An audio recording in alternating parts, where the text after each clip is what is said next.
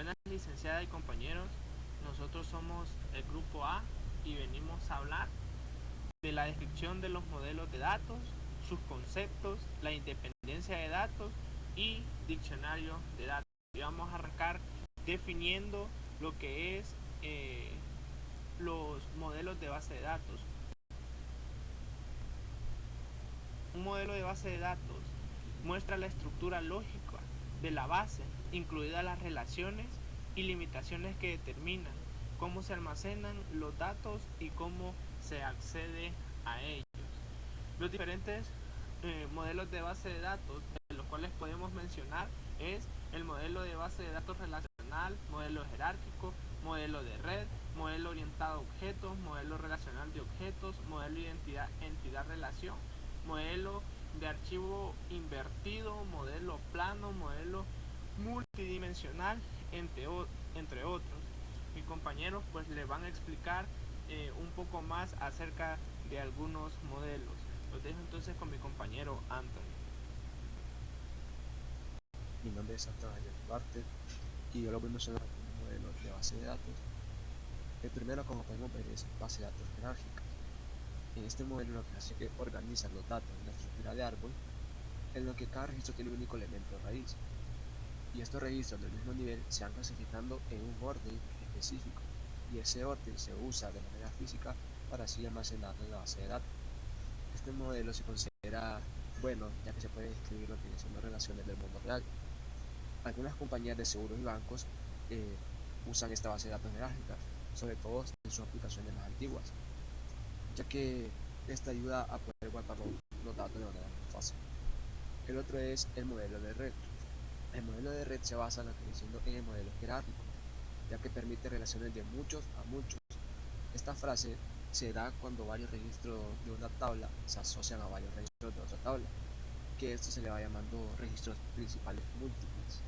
La función de este modelo es que se puede añadir y también eliminar registros, sin que la estructura global se vea afectada. Hoy en día este modelo de base de datos se utiliza sobre todo en grandes ordenadores. El otro viene siendo el modelo de entidad. Este modelo capta lo que viene siendo las relaciones entre entidades del mundo real de forma muy similar al modelo de red, pero no está directamente ligado a una estructura física de la base de datos. En cambio, solo se usa para diseñar una base de datos conceptualmente. Entonces, este tipo de diagrama lo que hace es que ilustra las personas, objetos y los conceptos que se van relacionando entre sí dentro de un sistema. Los diagramas R, que son se usan a menudo para diseñar lo que viene siendo base de datos relacionales en los campos de ingeniería de software como también de sistemas de información empresarial. Esa sería mi parte. Buenos días compañeros y licenciada, mi nombre es Aisiane Hernández. Yo les voy a hablar de lo que es el modelo de atributo, el modelo de documentos y el modelo relacional. El modelo entidad de atributo es un método que representa una colección de datos dentro de una computadora. El modelo está diseñado para permitir a un sujeto a ser descrita por un pequeño conjunto de atributos que se selecciona de una lista de atributos más amplia. Una base de datos o programas que use el modelo de entidad posiblemente necesitará hacer uso de metadatos. ¿Qué son los metadatos? Los metadatos son una colección de reglas y pautas que cierran la brecha entre el usuario y los datos. También tenemos el modelo de documentos, que generalmente tiene motores de búsqueda y características de indexación muy potentes que facilitan y aceleran la ejecución de diferentes consultas optimizadas. La fuerza del lenguaje de consulta de una base de datos documental es un diferenciador importante entre esta base de datos. Una base de datos utiliza documentos como la estructura para almacenamiento y consulta. En ese término, el documento puede referirse a un documento de texto. El modelo relacional. ¿Para qué sirve? El modelo relacional define la implementación lógica de información del negocio mediante una serie de tablas, campos, restricciones, relaciones entre las mismas, etc., que pueden reflejar la semántica de un negocio. Una base de datos relacional es esencia de un conjunto de tablas o relaciones formada por filas, registros, columnas, campos. Así, cada registro, cada fila tiene una única denominada clave y las columnas de la tabla contienen los atributos de los datos. cada registro tiene normalmente un valor para cada atributo, lo que significa la creación de relaciones entre los puntos de datos.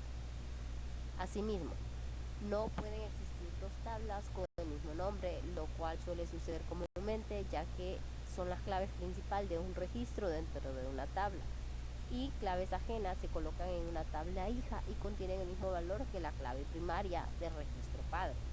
Una de las ventajas es que quizás la principal ventaja de la base de datos relacional reside en la sencillez de un modelo relacional, que permite manejar grandes cantidades de datos entre sí, gestionándolos de forma segura conforme a unas normas y un módulo. Una desventaja sería que cuenta con algunas desventajas, principalmente son eficientes a la hora de manejar datos gráficos y multimedia, sistemas de información geográfica, y necesitan un soporte más dinámico, y lo dejo con mi compañero Alfredo. Buenas, mi nombre es Antonio Alvarenga y yo les voy a hablar sobre para qué sirven estos modelos que se explicaron previamente. Los modelos de datos definen con claridad cómo se modela la estructura lógica de una base de datos. Son abstracciones que permiten la implementación de un sistema eficiente de base de datos y por lo general se refieren a algoritmos y conceptos matemáticos. El modelo de entidad atributo-valor es un método de representar una colección de datos dentro de una computadora, y este sirve para permitir a un sujeto a ser descrito por un pequeño conjunto de atributos que se selecciona de una lista más amplia de posibles atributos.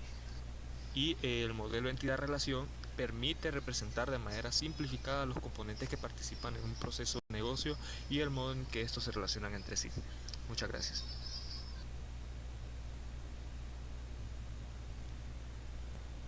Mi nombre es Evelyn Ponce y les hablaré acerca de la independencia de datos. La independencia de datos se puede definir como la capacidad para modificar el esquema en un nivel del sistema sin tener que modificar el esquema del nivel inmediato superior. La independencia de datos es una forma de gestión de bases de datos que mantiene los datos separados de otros programas que podrían usar esos datos. De forma parecida a una medida adicional de seguridad, esta independencia de datos se asegura de que la información no pueda ser modificada o reorganizada por ningún otro programa. De esta manera, los datos se mantienen accesibles, pero de la misma manera permanecerán iguales y no podrán ser dañados por otras aplicaciones que accedan a ellos. La gestión de las bases de datos en un entorno más centralizado se basa en el proceso de la independencia de datos, mientras que la transparencia de la información todavía existe al ser accesible a otras aplicaciones y medios. Los datos permanecen en un modo de solo lectura. Ahora les hablaré sobre la función de la independencia de datos. Una de las funciones más importantes de la independencia de datos es restringir acceso a la estructura de almacenamiento de los datos por aplicaciones de usuario. Al esconder de forma efectiva los códigos de las aplicaciones que acceden a la información, la posibilidad de que puedan cambiar la naturaleza de los datos es prácticamente imposible.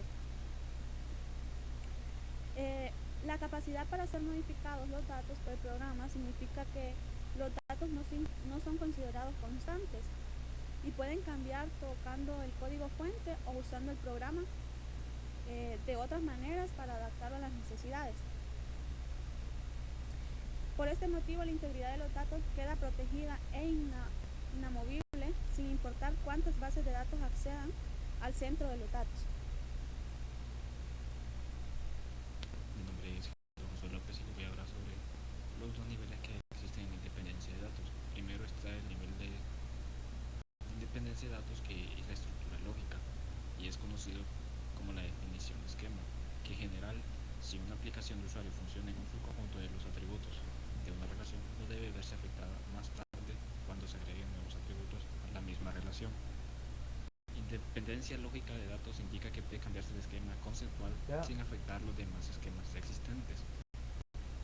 El segundo nivel de independencia de datos es ya la estructura física, que se le puede conocer como la descripción de datos físicos.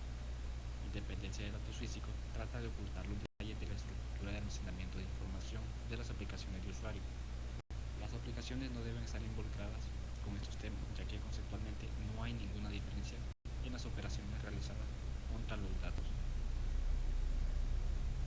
esquema lógico pertenece inalterado a pesar de que el espacio de almacenamiento o el tipo de datos es cambiado por razones de optimización o reorganización. En el esquema externo no cambia.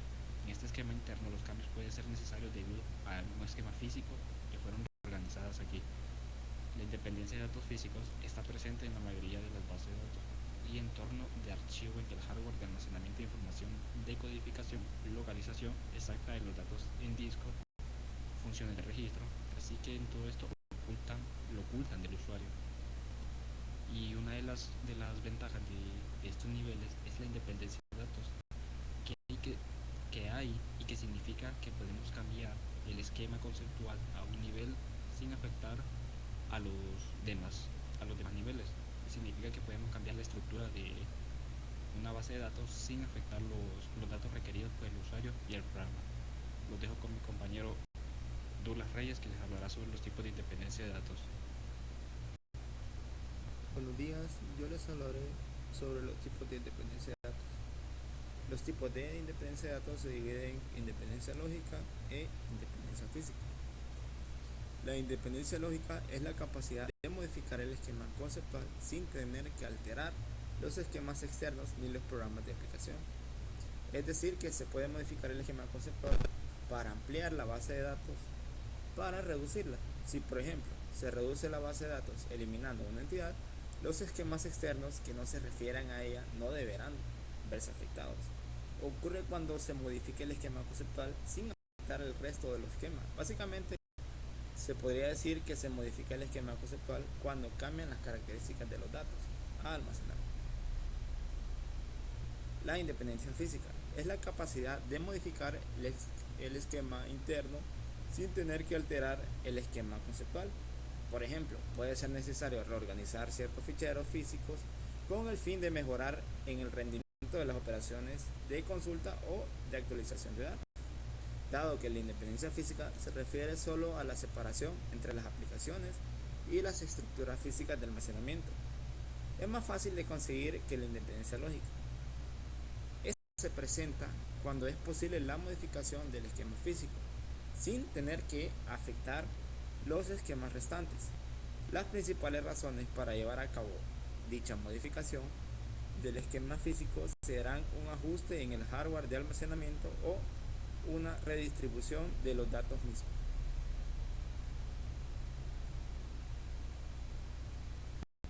Mi nombre es Giancarlo Cortés y yo les voy a hablar sobre lo que es un diccionario de datos. Un diccionario de datos es un listado de datos organizado que define de manera rigurosa las características lógicas y puntuales tales como nombre, tipo de contenido y descripción de negocio, de tal forma que se cuente con un elemento común para el entendimiento de la base de datos y se utilice en un sistema de información.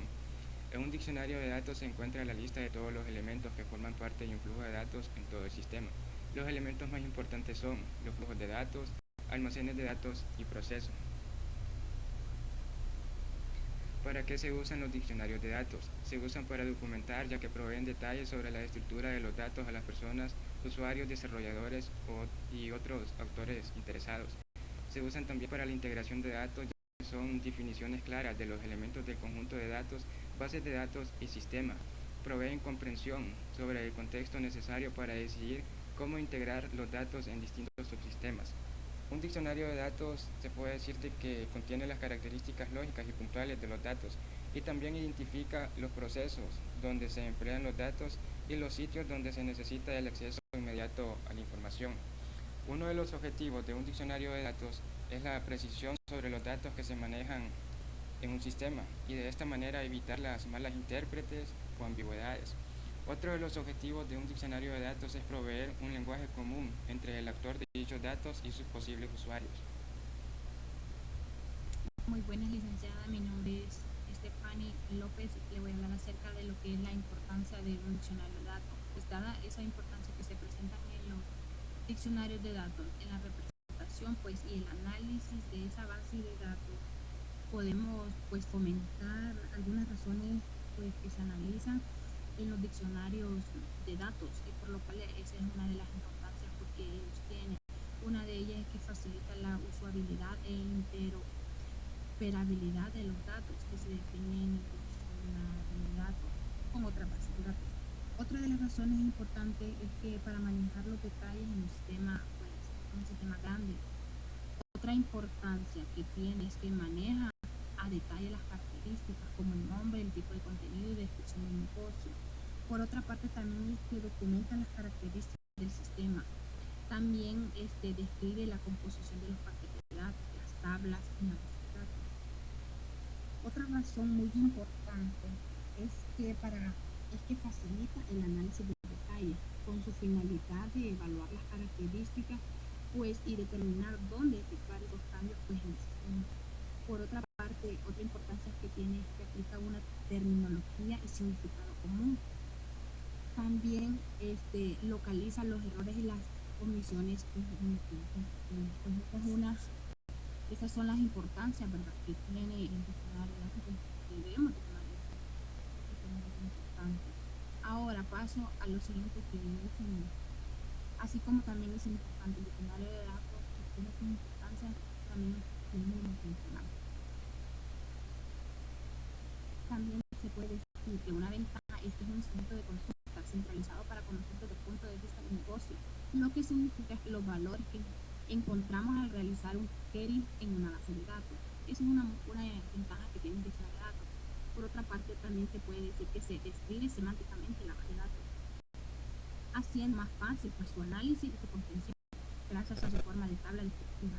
Por otra parte, también es que proporciona información clara y bien estructurada sobre la base de datos. Es una característica muy importante porque sabemos que toda la información debe estar muy clara, muy concisa y también súper bien estructurada. También es muy útil para el administrador o cualquier nuevo administrador de base de datos comprender la base de datos. Es un aspecto muy importante que debe ser muy útil para nosotros comprender que estamos haciendo una base de datos. Pues así como el diccionario de datos tiene sus ventajas, podemos mencionar que también tiene sus desventajas, ¿verdad?, que a continuación se desgloso. Una de las desventajas que tiene el diccionario de datos es que al momento de crear este diccionario es una cosa muy común, porque se necesita años para crear uno, lo cual pues nos lleva bastante tiempo. Otra desventaja que tiene es que debe estar bien diseñado para aprovechar todas sus ventajas mencionadas anteriormente, porque si no lo hacemos así, pues podemos crear problemas al momento de crear uno de ellos. También otra desventaja es que el costo de ellos es muy alto, porque eso incluye en cargos pues. Buenas noches, compañeros y licenciada. Mi nombre es Luis Fernando Salgado. Yo les voy a hablar de lo que son los tipos de diccionarios de datos. Mi compañero ya les habló qué es el diccionario de datos, yo les voy a hablar de los tipos. Bueno, para empezar tenemos que tener en claro que los tipos de diccionario de datos se dividen en dos grupos: diccionario de datos activos y diccionario de datos pasivos. Los diccionarios de datos activos cuyas entradas son modificadas en forma automática by el software, siempre que ocurren modificaciones en la escritura de la base de datos. Los diccionarios de datos activos cuestan más, pero aseguran se actualizan. Esto quiere decir que son algo más costosos, pero este tipo de diccionario de datos siempre está recibiendo actualizaciones constantes por parte de los proveedores. No están disponibles para todos los productos de DMS. Ahora les voy a hablar un poquito para que sepan cuál es la diferencia entre el diccionario de datos activos y los pasivos. Les voy a hablar de los pasivos. Estos necesitan ser actualizados de forma separada para hacer modificaciones en la base de datos. De lo contrario, no reflejan con exactitud el estado de la base de datos. Los diccionarios de base de datos pasivos son menos costosos que los activos, pero requieren de mayor esfuerzo para mantenerlos actualizados. Cualquiera de ellos es una gran ayuda para el DBA para registrar nombres, formatos, relaciones, referencias cruzadas de los datos. En conclusiones, los sistemas de datos sirven para mantener información relativa del hardware y del software, la documentación de los usuarios del sistema, así como la información pertinente de la administración del sistema. Es un catálogo accesible para el usuario de los datos relacionados con una base de datos, para la redundancia. Bueno, eso es un poco de los diccionarios de datos. Recordemos también que estos tienen unos componentes. Los componentes del diccionario de datos son un nombre, que son para distinguir un dato de otro, una descripción que indica lo que representa en el sistema, un alias, porque un dato puede recibir varios nombres, pero dependiendo de quién usó este dato, siempre va a recibir un alias. Una longitud, porque la longitud es la importancia de saber la cantidad de espacio necesario de cada dato, los valores de los datos, solo son permitidos valores muy específicos de los datos. Si los valores de los datos están restringidos a un intervalo específico, esto debe ser en la entrada del diccionario. Y por último tenemos la estructura de datos. Es un grupo de datos que están relacionados con otros y que en conjunto describen un componente del sistema.